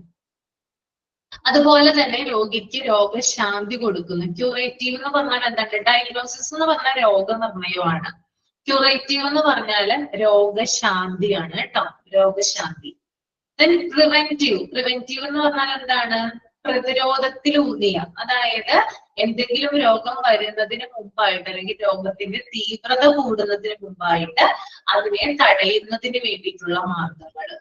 Okay, that is preventive. ഇനി റിഹാബിലിറ്റേറ്റീവ് ആണ്. റിഹാബിലിറ്റേറ്റീവ് എന്ന് പറഞ്ഞാൽ എന്താണ്? പുനരധിവാസം. അതായത് അവശതയായിട്ടുള്ള, അതായത് വളരെ അവശയായിട്ടുള്ള ഒരു പേഷ്യന്റ് വന്നു കഴിഞ്ഞാല് ആ പേഷ്യന്റിനെ എത്രയും പെട്ടെന്ന് ചികിത്സയിലൂടെ പഴയ അവസ്ഥയിലേക്ക് ആക്കുക എന്നുള്ളതാണ് എന്ത്? റിഹാബിലിറ്റേറ്റീവ് എന്ന് പറയുന്നത്. അപ്പൊ ഒരു രോഗിയെ കിടത്തി ചികിത്സിക്കാതെ തന്നെ, ദാറ്റ് ഈസ് ആംബുലേറ്ററി ബേസിസ് കേട്ടോ, കിടത്തി ചികിത്സിക്കാതെ തന്നെ രോഗിയുടെ നേരത്തെയുള്ള രോഗനിർണയം നടത്തുന്നു, രോഗിക്ക് രോഗശാന്തി കൊടുക്കുന്നു, പ്രതിരോധ മാർഗങ്ങൾ കൊടുക്കുന്നു, പുനരധിവാസ പ്രക്രിയകൾ നടത്തുന്നു. എന്തില്? ആംബുലേറ്ററി ബേസിസിൽ. അതായത് കിടത്തി ചികിത്സിക്കാതെ തന്നെ ഇത്തരത്തിലുള്ള ഫെസിലിറ്റീസ് എവിടെ ലഭ്യമാണ്? OPDയിൽ അവൈലബിൾ ആണ്. മനസ്സിലായോ? ക്ലിയർ ആണോ പറഞ്ഞത്? രണ്ടാമത്തെ point, effective treatment on ambulatory basis. അതായത് വളരെ കാര്യക്ഷമമായിട്ടുള്ള ഒരു ചികിത്സ. ഓക്കെ, അതായത് കിടത്തി ചികിത്സിക്കാതെ തന്നെ വളരെ നല്ല രീതിയിലുള്ള ചികിത്സ എവിടെ കിട്ടുന്നുണ്ട്? OPDയിൽ കിട്ടുന്നുണ്ട്. അപ്പൊ രോഗി വരുന്നു, ഡോക്ടറെ കാണുന്നു, പിന്നെ വേണമെങ്കിൽ ഇഞ്ചക്ഷൻ പോലുള്ള കാര്യങ്ങൾ ചെയ്യുന്നു, ഡ്രിപ്പ് പോലുള്ള കാര്യങ്ങൾ ഇടുന്നു, അതിനുശേഷം മരുന്ന് വാങ്ങിച്ച് രോഗി തിരിച്ചു പോകുന്നു. അപ്പൊ ഭയങ്കര അവശതയായിട്ട്, അതായത് ഭയങ്കര ഛർദി, അതുപോലെ തന്നെ ലൂസ് മോഷൻ ആയിട്ടുള്ള പേഷ്യന്റ്, ഇങ്ങനെയുള്ള ആളുകളൊക്കെ വരുന്നതാണ് അല്ലെ ഹോസ്പിറ്റലിലേക്ക്. അപ്പൊ അങ്ങനെ വരുമ്പോഴും പെട്ടെന്ന് തന്നെ, ഇപ്പോ ഛർദിയായിട്ടുള്ള ഒരു പേഷ്യന്റ് വന്നു കഴിഞ്ഞാൽ പെട്ടെന്ന് തന്നെ അതിനുള്ള ചികിത്സ കൊടുത്ത് അതിനുള്ള എന്താ പറയാ ഡ്രിപ്പ് പോലുള്ള കാര്യങ്ങളൊക്കെ ഇട്ടിട്ട് കുറച്ചു നേരം കഴിയുമ്പോൾ രോഗി എന്ത് ചെയ്യും? പഴയ അവസ്ഥയിലേക്കാവും. അപ്പൊ ഇതൊക്കെ എവിടെ ലഭ്യമാണ്? OPDയിൽ അവൈലബിൾ ആണ്. മൂന്നാമത്തെ പോയിന്റ് എന്ന് പറയുന്നത് screening for admission to hospital. അതായത് അഡ്മിഷൻ ആവശ്യമാണോ എന്ന് പരിശോധിക്കുന്നു. അപ്പൊ വരുന്ന പേഷ്യൻസിനെ ഞാൻ പറഞ്ഞു, നമ്മൾ കിടത്തി ചികിത്സയിലല്ല ഇവിടെ OPD എന്ന് പറയുന്നത് അല്ലെ, കിടത്തി ചികിത്സിക്കാതെ തന്നെയുള്ള ട്രീറ്റ്മെന്റ് ആണ് ഇവിടെ അവൈലബിൾ ആയിട്ടുള്ളത്, OPDയിൽ അവൈലബിൾ ആയിട്ടുള്ളത്. അപ്പൊ OPDയിൽ വരുമ്പോൾ ഇവിടെ പരിശോധിക്കുന്ന ഒരു കാര്യം എന്ന് പറഞ്ഞാല്, വരുന്ന രോഗി അഡ്മിറ്റ് ആക്കേണ്ട ആവശ്യമുണ്ടോ, അഡ്മിറ്റ് ആക്കണോ, നിർബന്ധമായിട്ടും അദ്ദേഹത്തിന് അഡ്മിറ്റ് ചെയ്യണോ എന്ന് പരിശോധിക്കുന്ന ഒരു പ്രോസസ് അവിടെ നടക്കുന്നുണ്ട്, OPDയിൽ നടക്കുന്നുണ്ട്. That is screening for admission to hospital. അടുത്ത point, follow up care and care after discharge.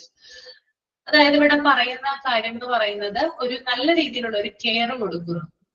Okay, അതുപോലെ തന്നെ പേഷ്യൻസ്, ഇപ്പോ ഞാൻ പറഞ്ഞു നേരത്തെ ഡ്രിപ്പ് ഇട്ടിട്ടുള്ള പേഷ്യൻസ് ഒക്കെ ഉണ്ടാവുമല്ലോ, ആ പേഷ്യൻസിന്റെ കെയറും, അതായത് അവരെ നല്ല രീതിയിൽ ട്രീറ്റ് ചെയ്യുന്നു, അവർക്ക് വേണ്ടിയിട്ടുള്ള കാര്യങ്ങൾ ചെയ്തു കൊടുക്കുന്നു, ഡ്രിപ്പ് കഴിഞ്ഞതിന് ശേഷം അവരെ പോകാൻ അനുവദിക്കുന്നു, അങ്ങനെയുള്ള കാര്യങ്ങൾ അവിടെ ചെയ്യുന്നുണ്ട്, OPDയിൽ ചെയ്യുന്നുണ്ട്. That is follow up care and care after discharge.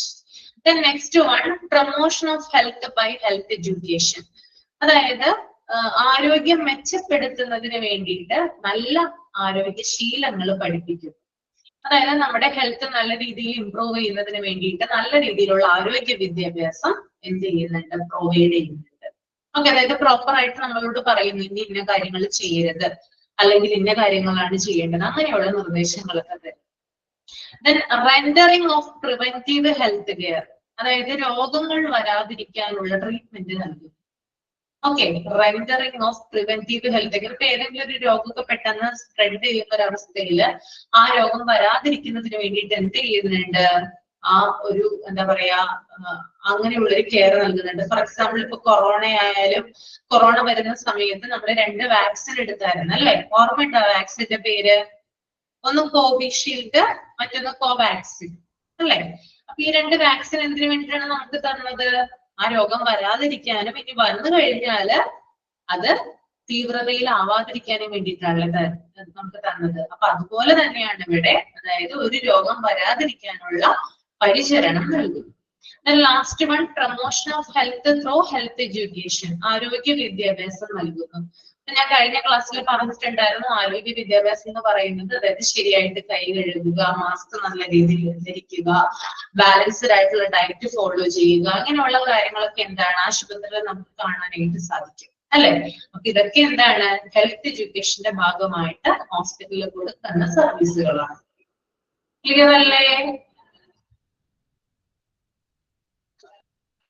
Okay. Preventive health activities നോക്കാം നമുക്ക്. അതായത് രോഗങ്ങൾ വരാതിരിക്കാനുള്ള ആരോഗ്യ പ്രവർത്തനങ്ങളാണെന്ത് പ്രിവെന്റീവ് ഹെൽത്ത് ആക്ടിവിറ്റീസ് എന്ന് പറയുന്നത്. അതിനകത്ത് ആദ്യത്തേതെന്ന് പറഞ്ഞാൽ വെൽ ബേബി ക്ലിനിക്സ് ആണ്.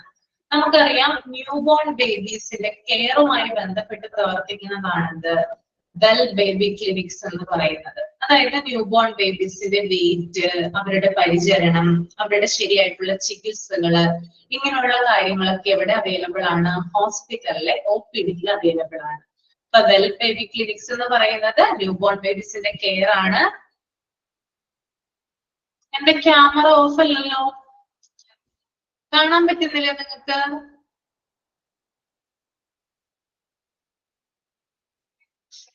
കാണാൻ പറ്റുന്നുണ്ട്? ഓക്കെ.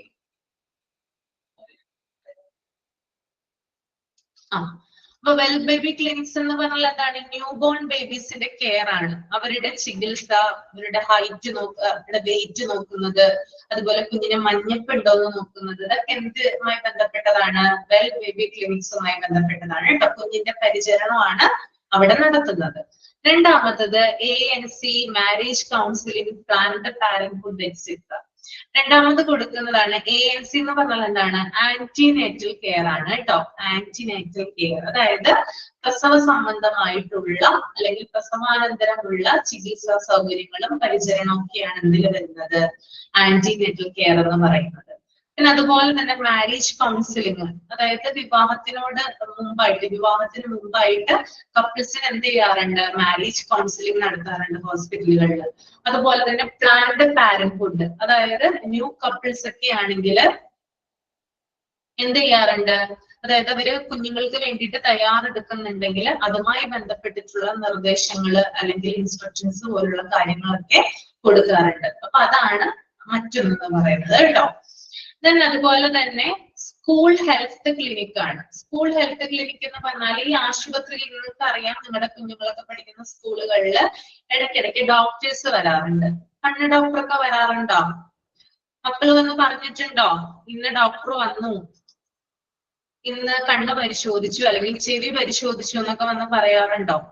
അതായത് നമ്മുടെ ഹോസ്പിറ്റലുകളിലെ OPDയുടെ ഭാഗമായിട്ടാണ് എന്ത് നടത്തുന്നത്? ഈ ഒരു സർവീസസ് നടത്തുന്നത്.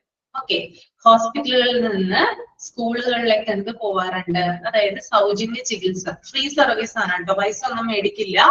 അതായത് കണ്ണ് ഡോക്ടർമാരും അതുപോലെ തന്നെ ENT ഒക്കെ എന്ത് ചെയ്യാറുണ്ട്? സ്കൂളുകളിലേക്ക് പോവാറുണ്ട്. എന്നിട്ട് അവരെന്ത് ചെയ്യും? സ്കൂളുകളിലെ കുട്ടികളെ പരിശോധിക്കും. അവർക്ക് ഇപ്പൊ കണ്ണ് ഡോക്ടറൊക്കെ ആണെങ്കിൽ അവരുടെ കണ്ണ് ടെസ്റ്റ് ചെയ്യും, കാഴ്ചശക്തി ഉണ്ടോ, കറക്റ്റ് ആണോ, അങ്ങനെയുള്ള കാര്യങ്ങളൊക്കെ നോക്കും. ഓക്കെ, അപ്പൊ ഇതിന്റെ ഭാഗമായിട്ട് വരുന്നതാണ് നമ്മുടെ ഔട്ട് പേഷ്യന്റ് സർവീസിന്റെ ഭാഗമായിട്ട് സ്കൂളുകളിൽ കൊടുക്കുന്ന സർവീസ് ആണ്. That is school health clinic. Okay, ഇനി അടുത്തെന്ന് പറയുന്നത് കൺട്രോൾ ഓഫ് കമ്മ്യൂണിക്കബിൾ ഡിസീസസ്, അതായത് സാംക്രമിക രോഗങ്ങളുടെ പകർച്ച തടയുന്നു കേട്ടോ, നിയന്ത്രിക്കുന്നു. അതായത് എന്തെങ്കിലും ഒരു രോഗം, ഇപ്പൊ ഫോർ എക്സാമ്പിൾ നമ്മുടെ മുമ്പ് പണ്ട് കാലത്തൊക്കെ ഉണ്ടായിരുന്ന ഒരു സംഭവമാണ് ചിക്കൻ കുനിയ എന്നൊക്കെ പറയുന്ന ഒരു പനി ഉണ്ടായിരുന്നു അല്ലെ, കേട്ടിട്ടുണ്ടോ? അതായത് നമ്മുടെ ക്ലൈമറ്റിനോടനുബന്ധിച്ച് നമ്മുടെ ക്ലൈമറ്റ് ഒക്കെ വ്യത്യാസപ്പെടുമ്പോൾ എന്തെങ്കിലും അസുഖങ്ങളോ കാര്യങ്ങളൊക്കെ നമുക്ക് ഉണ്ടാവാറുണ്ട്. പ്രത്യേകിച്ച് മഴക്കാലത്തൊക്കെ ഇങ്ങനെയുള്ള ധാരാളം പനികൾ, ഫീവേഴ്സ് ഉണ്ടാകാറുണ്ട് അല്ലെ. അപ്പോൾ ഇങ്ങനെയുള്ള അസുഖങ്ങൾ വന്നു കഴിഞ്ഞാൽ ഒരാളിൽ നിന്ന് മറ്റൊരാളിലേക്ക് സ്പ്രെഡ് ചെയ്യാനുള്ള ചാൻസ് കൂടുതലാണ്. അപ്പൊ അത്തരത്തിലുള്ള സാംക്രമിക രോഗങ്ങളുടെ തടയൽ, അതിന്റെ നിയന്ത്രണത്തിന് വേണ്ടിയിട്ടുള്ള കാര്യങ്ങൾ ആര് ചെയ്യുന്നുണ്ട്? OPD ചെയ്യുന്നുണ്ട്. Then next one, early diagnosis and detection of chronic disease like cancer, TB. അതെ, ഓക്കെ. അതായത് ക്യാൻസർ പോലുള്ള, ട്യൂബർക്യുലോസിസ് പോലെയുള്ള അസുഖങ്ങളെ നേരത്തെ കണ്ടെത്തുന്നതിനും അതുപോലെ തന്നെ അതിന്റെ ചികിത്സയ്ക്കും വേണ്ടിയിട്ടുള്ള കാര്യങ്ങൾ ആര് ചെയ്യുന്നുണ്ട്? OPD ചെയ്യുന്നുണ്ട്. Okay. Then next one, health education and nutritional advice, rehabilitation and prevention of disabilities and handicaps. അതായത് നമ്മുടെ ഇടയിൽ ധാരാളം ആളുകളുണ്ട് അല്ലെ, അതായത് വൈകല്യങ്ങളുള്ളവരുണ്ട്, അതുപോലെ തന്നെ കുറേയധികം പരിമിതികളുള്ള ആളുകളുണ്ട്. നമുക്കറിയാം കുട്ടികളിൽ തന്നെ ഓട്ടിസം പോലുള്ള രോഗങ്ങൾ ബാധിച്ച കുട്ടികളുണ്ട്, അതുപോലെ തന്നെ ചലനശേഷി അതായത് പോളിയോ വന്നിട്ടുള്ള കുഞ്ഞുങ്ങളുണ്ട്. അപ്പൊ ഇത്തരത്തിലുള്ള കുഞ്ഞുങ്ങൾക്കും അതുപോലെ തന്നെ മുതിർന്ന ആളുകൾക്കും ഒക്കെയുള്ള ഹെൽത്ത് എഡ്യൂക്കേഷനും ന്യൂട്രീഷണൽ അഡ്വൈസും നൽകുക എന്നുള്ളത് OPDയുടെ ഒരു ഡ്യൂട്ടി ആയിട്ടാണ് വരുന്നത്. ഓക്കെ, ഇത്രയും കാര്യങ്ങൾ ക്ലിയർ ആണോ?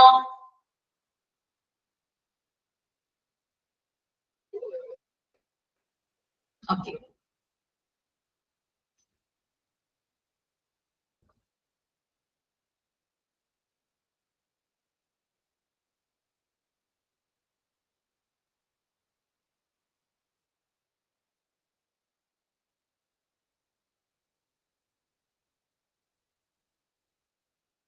ANCയുടെ ഫുൾ ഫോം വരുന്നത് ആന്റിനേറ്റൽ ക്ലിനിക് എന്നാണ് കേട്ടോ.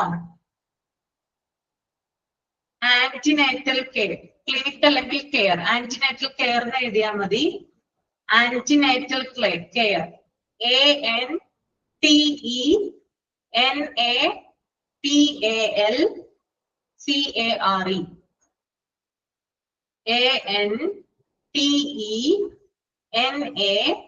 ANTENATAL, antenatal care.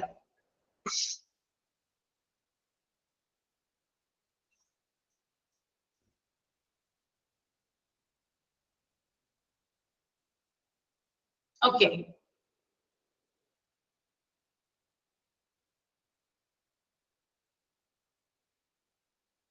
ഇനി നമുക്ക് ടൈപ്സ് ഓഫ് OPD ഒന്ന് നോക്കാം.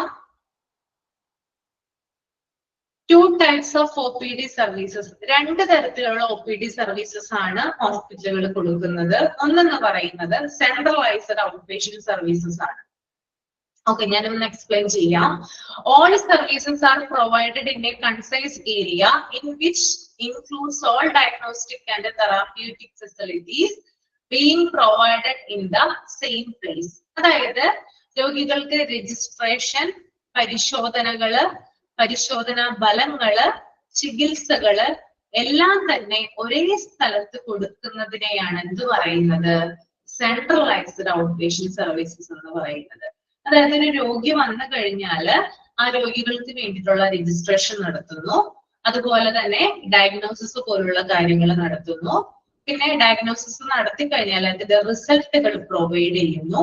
പിന്നെ ചികിത്സ സംബന്ധമായിട്ടുള്ള മറ്റ് പല കാര്യങ്ങൾ ചെയ്യുന്നു. ഇത് ഒറ്റ സ്ഥലത്ത് തന്നെ നമുക്ക് അവൈലബിൾ ആകുന്നുണ്ടെങ്കിൽ അതിനെ സെൻട്രലൈസ്ഡ് ഔട്ട്പേഷ്യന്റ് സർവീസ് എന്നാണ് പറയുന്നത്.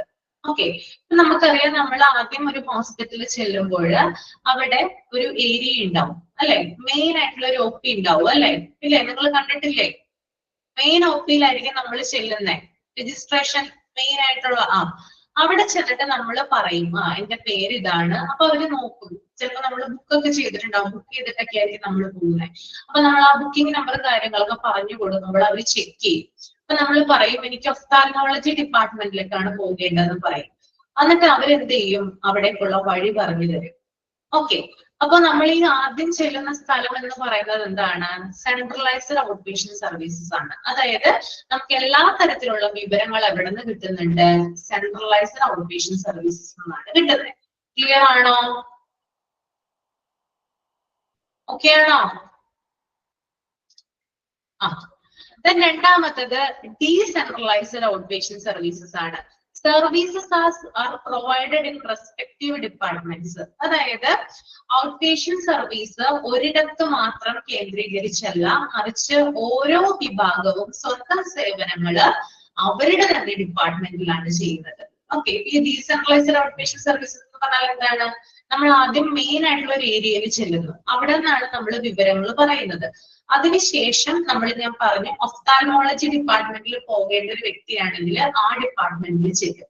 ഇനി ഓർത്തോപീഡിക്സ് വിഭാഗത്തിൽ പോകേണ്ട ഒരു വ്യക്തിയാണെങ്കിൽ ആ വിഭാഗത്തിലോട്ട് ചെല്ലും. ഓക്കെ, അപ്പൊ അവിടെ ചെല്ലുമ്പോൾ ഒഫ്താൽമോളജി ഡിപ്പാർട്ട്മെന്റിൽ ഞാൻ ചെന്ന് കഴിഞ്ഞാൽ അതുമായി ബന്ധപ്പെട്ട ഒഫ്താൽമോളജി ഡിപ്പാർട്ട്മെന്റുമായി ബന്ധപ്പെട്ടിട്ടുള്ള സേവനങ്ങൾ മാത്രമാണ് ആർക്ക് ലഭിക്കുന്നത്?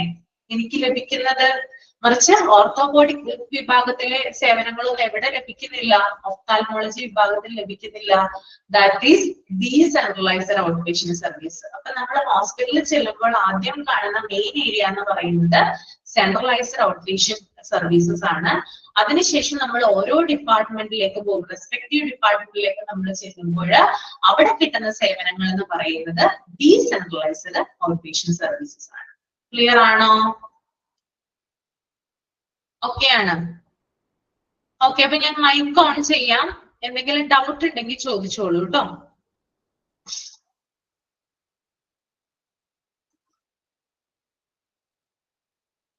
മാം, പ്രിവെന്റീവ് ഹെൽത്ത് ആക്ടിവിറ്റീസ് ഒന്ന് പറയാവോ? Preventive health ആക്ടിവിറ്റീസോ?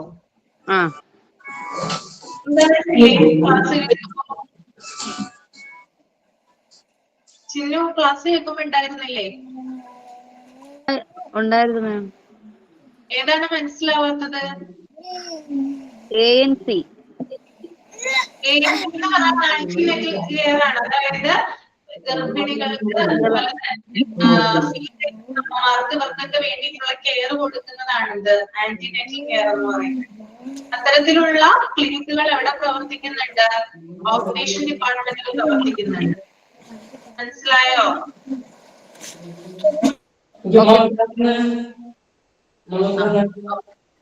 എന്താണ്?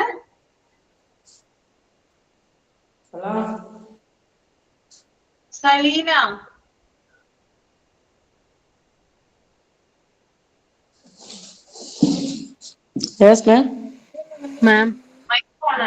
എന്തെങ്കിലും ഡൗട്ട് ഉണ്ടെങ്കിൽ ചോദിക്കൂ കേട്ടോ. മാം, ഇവിടെ മഴ പെയ്തപ്പോഴത്തേന് അകത്തോട്ട് ജസ്റ്റ് ഒന്ന് വരാൻ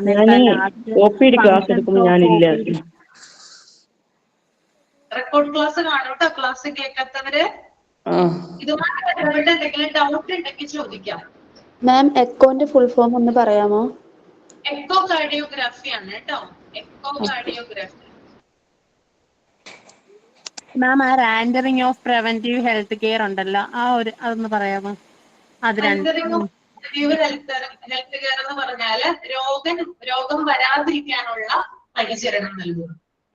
രോഗം വരാതിരിക്കാൻ ഞാനൊരു എക്സാമ്പിൾ പറഞ്ഞിട്ടുണ്ടായിരുന്നു. കോവിഡ് സമയത്ത് നമുക്ക് കോവാക്സിൻ അതുപോലെ കോവിഷീൽഡ് മുതലായിട്ടുള്ള വാക്സിൻസ് തന്നായിരുന്നു. ഇത് എന്തിനു വേണ്ടിയിട്ടാ തന്നെ? മാം, പിന്നെ baby clinics, well baby clinics ഒന്ന് പറയാമോ? പ്രിവെന്റീവ് ഹെൽത്ത് പ്രാക്ടീസിലെ വെൽ ബേബി ക്ലിനിക്സ് എന്ന് പറഞ്ഞാല് ന്യൂ ബോൺ ബേബീസ് അഥവാ നവജാത ശിശുക്കൾക്ക് വേണ്ടിയിട്ടുള്ള പരിചരണം. അതായത് ഒരു കുഞ്ഞ് ഭൂമിയിലേക്ക് ആദ്യമായിട്ട് പിറന്നു വീഴുമ്പോൾ അതിന് വേണ്ടത്ര കെയറും കാര്യങ്ങളൊക്കെ നമ്മൾ കൊടുക്കാറില്ലേ? അല്ലെങ്കിൽ സാധാ പോലെയാണ് ട്രീറ്റ് ചെയ്യുന്നത്? അല്ലല്ല, കെയറിങ് കൊടുക്കാറുണ്ട്. കെയർ കൊടുക്കാറുണ്ട് അല്ലേ? അപ്പൊ നമ്മൾ എന്ത് ചെയ്യാറുണ്ട്? ഗൈനക്കോളജിസ്റ്റിനെ കാണിക്കാറുണ്ട്. അതായത് നമ്മളിപ്പോ കുഞ്ഞ് ജനിച്ചു ഉടനെ തന്നെ നമ്മൾ എന്തായാലും വീട്ടിലേക്ക് പോവില്ല അല്ലെ? ഹോസ്പിറ്റലിൽ തന്നെ വാർഡിൽ അല്ലെങ്കിൽ റൂമിലായിരിക്കും അഡ്മിറ്റ് ചെയ്തിരിക്കുന്നത് നമ്മൾ. അപ്പൊ നമ്മൾ ഗൈനക്കോളജിസ്റ്റിനെ കാണിക്കും, കുഞ്ഞിനെ ഒരു പീഡിയാട്രിഷ്യനെ കാണിക്കും. ഇനി അവരുടെ കെയർ അല്ലാതെ നമ്മൾ എന്ത് ചെയ്യാറുണ്ട്? ഹോസ്പിറ്റലിൽ തന്നെ ഇത്തരത്തിൽ നവജാത ശിശുക്കൾക്ക് പരിചരണം കൊടുക്കുന്ന ഒരു ഏരിയയുണ്ട്. അതാണ് എന്ത്? വെൽ ബേബി ക്ലിനിക് എന്ന് പറയുന്നത്. അവിടെ കുഞ്ഞിന്റെ വെയിറ്റ് നോക്കും. പിന്നെ കുഞ്ഞിന് ചിലപ്പോ യെല്ലോയിഷ് കളറൊക്കെ ആയിരിക്കും ജനിക്കുമ്പോൾ ഉണ്ടാവുക, മഞ്ഞപ്പ് പോലുള്ള കാര്യങ്ങൾ ഉണ്ടാവാറുണ്ട് അല്ലെ? അതൊക്കെ നോക്കും. അങ്ങനെ കൃത്യമായിട്ടുള്ള ഒബ്സർവേഷനും കാര്യങ്ങളൊക്കെയാണ് അവിടെ നടക്കുന്നത്, വെൽ ബേബി ക്ലിനിക്കിൽ നടക്കുന്നത്. അത് OP സേവനം. ഓക്കെ, മനസ്സിലായോ? കൺട്രോൾ ഓഫ് കമ്മ്യൂണിക്കബിൾ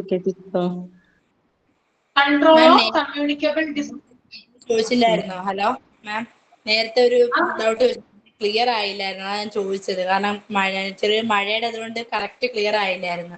നേരത്തെ മാം പറഞ്ഞില്ലേ എന്നൊക്കെ ചോദിച്ചത്, അവിടെ ഒന്നുകൂടെ പറഞ്ഞുതരാൻ ഡിസ്റ്റർബൻസ് ആയിട്ട്. ഇല്ല ചോദിക്കാം. Okay, Saleena, control of communicable disease എന്ന് പറഞ്ഞാല് സാംക്രമിക രോഗങ്ങളുടെ നിയന്ത്രണം. എങ്ങനെ? സാംക്രമിക രോഗങ്ങളില്ലേ, പകരുന്ന രോഗങ്ങൾ ഉണ്ടല്ലോ, അതിന്റെ നിയന്ത്രണം. അതായത് എന്തെങ്കിലും രോഗങ്ങളൊക്കെ വരുന്ന സമയത്ത് അതിന്റെ കൺട്രോളിന് വേണ്ടിയിട്ടുള്ള കാര്യങ്ങൾ ചെയ്യുന്നു. ഇപ്പൊ ചിക്കൻ ഗുനിയ, ഡെങ്കിപ്പനി അങ്ങനെയുള്ള കാര്യങ്ങളൊക്കെ വരുമ്പോൾ, അങ്ങനെയുള്ള രോഗികളൊക്കെ കൂടുന്ന സമയത്ത് അതിന്റെ നിയന്ത്രണത്തിന് വേണ്ടിയിട്ടുള്ള കാര്യങ്ങൾ ചെയ്യുന്നതാണത് OPDയുടെ ഒരു ഡ്യൂട്ടി എന്ന് പറയുന്നത്. ഓക്കെ. പിന്നെ ഇനി എന്താ?